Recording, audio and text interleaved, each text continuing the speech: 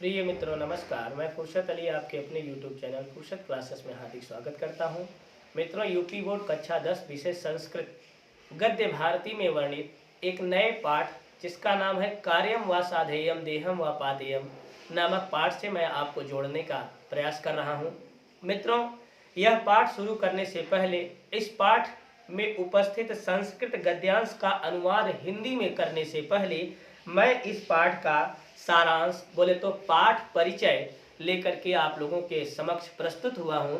आइए सबसे पहले हम इस पाठ के बारे में जानते हैं कि कार्यम व साधेयम देहम व पादेयम नामक पाठ आखिर कहता क्या है, इस पाठ में क्या लिखा गया है। अगर हम थोड़ा बहुत अगर पाठ के बारे में जानकारी रखेंगे तो उसके बाद जब अनुवाद उसका करने लगेंगे तो हमारे लिए 70% मामला वहीं पर क्लियर हो जाएगा, वहीं सरल हो जाएगा और अच्छी तरह से हम उसका संदर्भ प्रसंग और अनुवाद कर लेंगे। आइए, कार्यम व साधेयम, या तो कार्य को सिद्ध करूंगा, देहम व पादेयम, या तो देह को त्याग दूंगा। यह किसका कठिन फैसला है, यह किसने इतना कठोर निर्णय ले लिया है, या तो कार्य को सिद्ध कर दूंगा अर्थात कार्य को कर लूंगा जिस कार्य के लिए निकला हूं, या अपने शरीर को त्याग दूंगा। यह किसका कथन है, किसने कहा है, किसका कार्य करने के लिए वह व्यक्ति जा रहा है। ये तमाम प्रकार के छोटे छोटे प्रश्नों के संकलन को मैं पाठ परिचय के रूप में आप सभी मित्रों के सामने प्रस्तुत करने का प्रयास कर रहा हूं। आशा है आप लोगों को समझ में आएगा। तो देखिए, पाठ परिचय में औरंगजेब का नाम लेने से हमें यह पता चल जाता है कि यह घटना किस समय की है। औरंगजेब के शासन काल की घटना है। शासन काल न कह करके अच्छा नहीं लगता, यह कहें कि औरंगजेब जब था, औरंगजेब के समय में, या औरंगजेब के समय की घटना है। औरंगजेब एक अत्याचारी और निरंकुश राजा था। भले ही मुगलों का खून था, मुगलों का वंश था, मुगलों का वंशज था, फिर भी वह एक अत्याचारी क्रूर शासक था जिसने भारत देश को खंडित करने का बड़ा चौचक प्रयास किया था। ठीक, तो औरंगजेब के अत्याचारी और सांप्रदायिक शासन के विरोध में शिवाजी ने दक्षिण में विद्रोह किया। चलिए, एक बात और सामने निकल करके आई कि औरंगजेब शिवाजी के शासन काल में ही था। इसका मतलब स्पष्ट हो जाता है कि औरंगजेब और शिवाजी का युद्ध हुआ होगा। औरंगजेब शिवाजी से आपस में ठनी होगी, या औरंगजेब शिवाजी की लड़ाई को संपादित किया गया होगा।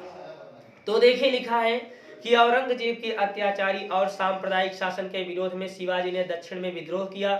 शिवाजी का एक कुशल संगठन करता थे। शिवाजी क्या थे? एक कुशल संगठन करता थे। मराठा साम्राज्य उन्हीं का था। और ध्यान दीजिएगा, शिवाजी एक कुशल संगठन करता थे। इन्होंने बलिदानी वीरों की सेना एकत्र करके बीजापुर के नवाब राज्य का अधिकांश भाग अपने अधिकार में कर लिया था, जो मुगल साम्राज्य का अंग था। इससे यह ज्ञात होता है कि मुगलों से उन्होंने चौचक लोहा लिया था। औरंगजेब ने जिसे भी शिवाजी के विरुद्ध सेना लेकर भेजा उसे असफलता ही हाथ लगी। इसका मतलब भी यहाँ पे और अधिक स्पष्ट हो जाता है कि औरंगजेब ने अपनी सेना को भेज करके शिवाजी से लड़ने का प्रयास किया था, जो कि यह प्रयास उसका सफल नहीं बल्कि असफल हो गया था।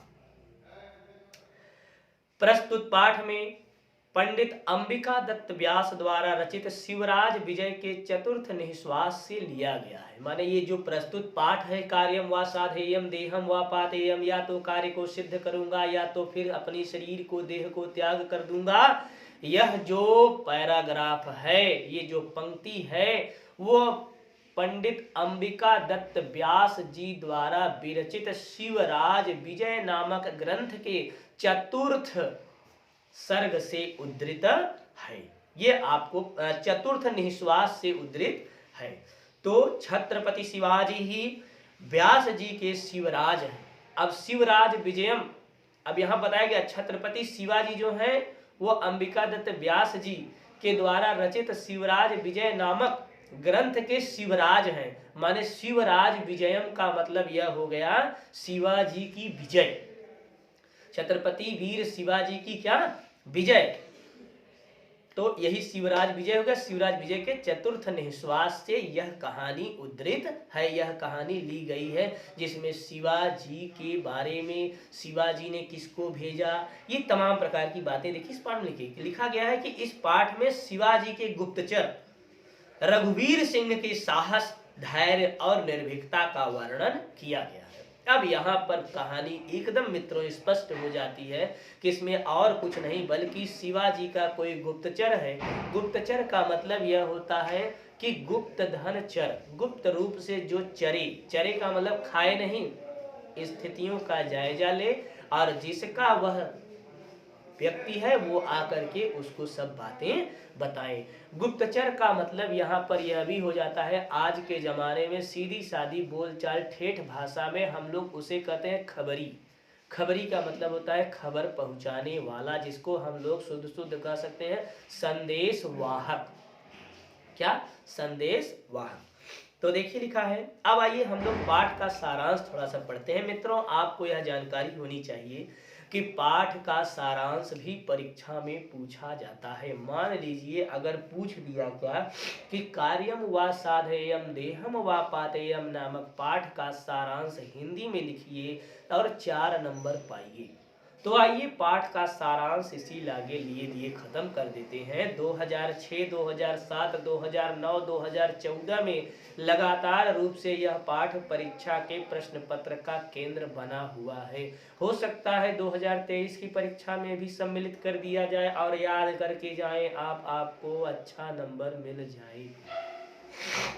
तो पाठ का सारांश आप लिखेंगे यहाँ पर कॉपी के बीचों बीच। पाठ का सारांश लिखने के पश्चात आप लिखेंगे कि कार्यम व साधेयम देहम व पातेयम नामक पाठ का सारांश निम्न बिंदुओं के माध्यम से प्रदर्शित किया जा सकता है। उसके लिखने के पश्चात आप पहला हेडिंग करेंगे रघुवीर सिंह का परिचय। ये रघुवीर सिंह कौन है इसका लिख देंगे हेडिंग क्या, रघुवीर सिंह का परिचय। कॉपी की बाएं साइड में आप लिखेंगे रघुवीर सिंह का परिचय। फिर आप इसमें लिखेंगे क्या, रघुवीर सिंह शिवाजी का एक विश्वास पात्र सेवक है। उसकी आयु मात्र 16 वर्ष की है। वह शिवाजी का एक आवश्यक और गोपनीय पत्र लेकर सिंह दुर्ग से तोरण दुर्ग की ओर जा रहा है। अब दूसरा हेडिंग आप लिखेंगे गमन समय एवं वेशभूषा। गमन समय मतलब जाने का समय और वेशभूषा मतलब पहनावा। किस प्रकार से वह चोरी चोरी चुपके चुपके मुगलों से बच करके पत्र ले जा रहा है सिंह दुर्ग से तोरण दुर्ग की तरफ। ये देखिए बातें यहाँ लिखी हैं कि आषाढ़ मास में सायं समय, सायं मतलब संध्या के समय सूर्य अस्त होने ही वाला था। पक्षी अपने घोंसलों में लौट रहे थे। अचानक आकाश में बादल छा गए। उस समय गौर वर्ण के शरीर वाला युवक शिवाजी का विश्वास पात्र अनुचर रघुवीर सिंह उनका आवश्यक पत्र लेकर सिंह दुर्ग से घोड़े पर तोरण दुर्ग जा रहा था। उसका सुगठित शरीर गौर वर्ण का था और बाल घुंघराले काले थे। वह प्रसन्न मुख, हरा कुर्ता और हरी पगड़ी पहने हुए घोड़े से चला जा रहा था। तीसरा हेडिंग आप लिखेंगे मौसम का प्रतिकूल होना। उसी समय अचानक तेज वर्षा और आंधी आ गई। जिस समय वो रघुवीर सिंह पत्र लेकर के जा रहा था उसी समय अचानक तेज बारिश और आंधी चलने लगी। काले काले बादलों के से शाम के समय अंधकार दुगना हो गया। धूल और पत्ते उड़ रहे थे जिससे रघुवीर सिंह को पर्वतों, वनों, ऊंचे शिखरों, झरनों का मार्ग सूझ नहीं रहा था। वर्षा के कारण हुई चिकनी चट्टानों पर उसका घोड़ा क्षण प्रतिक्षण फिसल जा रहा था। वृक्षों की शाखाओं से बार बार ताड़ित होता हुआ भी दृढ़ संकल्पी वह घुड़सवार अपने काम से विमुख नहीं हो रहा था। स्थितियां प्रतिकूल थी फिर भी वह अपने सेवक धर्म को निभाते हुए अपने स्वामी के द्वारा दिए गए कार्यों का वहन करता हुआ वह अपने मार्ग में दृढ़ता पूर्वक बढ़ता चला जा रहा था। चौथा देखिए लिखा है कर्तव्य परायणता। कर्तव्य के प्रति वह कितना लगनशील है यह देखिए इस पैराग्राफ में बताया जा रहा है कि कभी रघुवीर सिंह का घोड़ा डर कर दोनों पैर पर खड़ा हो जाता था, कभी पीछे लौट आता था, कभी कूद कूद कर दौड़ने लगता था, परंतु यह वीर लगाम हाथ में पकड़े हुए घोड़े के कंधों और गर्दन को हाथ में थपथपाता हुआ आगे बढ़ता ही चला जा रहा था।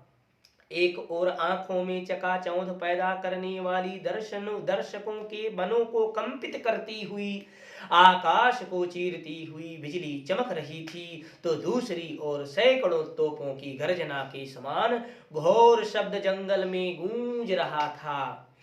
परंतु या तो कार्य पूरा करूंगा या फिर मर मिटूंगा, अर्थात कार्यम वा साधेयम देहम वा पादेयम। यह दृढ़ संकल्प मन में लिए हुए वह अपने कार्य से लौट नहीं रहा था। स्थितियां प्रतिकूल थीं, फिर भी वह अपने कार्यों में लगा हुआ था। पांचवा और अंतिम हेडिंग इसका लिखेंगे आप, अपने स्वामी से प्रेरित हुआ था। उनके स्वामी कौन थे? वीर जो है कि कौन था बताइए? रघुवीर सिंह जो है वीर शिवाजी से प्रेरित हुआ था, जो कि उनका सेवक था। देखिए क्या है, जिसका स्वामी परिश्रमी अद्भुत साहसी, इतने साहसी वीर शिवाजी की 16 वर्ष की अवस्था में तोरण के किले को फतह किए थे, तोरण का किला जीते थे। ऐसे साहसी वीर योद्धा महाराज शिवाजी का वह सेवक था, तो वह अपने स्वामी शिवाजी से रघुवीर सिंह भला क्यों न प्रेरित होता। तो वही बताया जा रहा है कि अपने स्वामी से प्रेरित। हेडिंग बनेगा, जिसका स्वामी परिश्रमी अद्भुत साहसी, विपत्तियों में धैर्यशाली और दृढ़ संकल्पी हो, उसका विश्वास पात्र सेवक फिर वैसा परिश्रमी साहसी वीर और दृढ़ संकल्पी भला क्यों न हो। वह आंधी तूफान, तेज वर्षा और भयानक वातावरण से डरकर अपने स्वामी के कार्य को कैसे उपेक्षा कर सकता है, यह सोचता हुआ तथा घोड़े को तेज दौड़ाया हुआ वह आगे बढ़ता ही चला जा रहा था। तो मित्रों, यह कार्यम व साधेयम देहम व पातेयम पाठ का सारांश है। परीक्षा में आएगा, आप सारांश लिखिए और 4 नंबर अच्छे से प्राप्त करें, यही हमारी उम्मीद है। और कल मैं आप लोगों को कार्यम व साधेयम देहम व पातेयम नामक पाठ के अनुवाद से जोड़ने का प्रयास करूंगा। तब तक आप सभी मित्रों को धन्यवाद।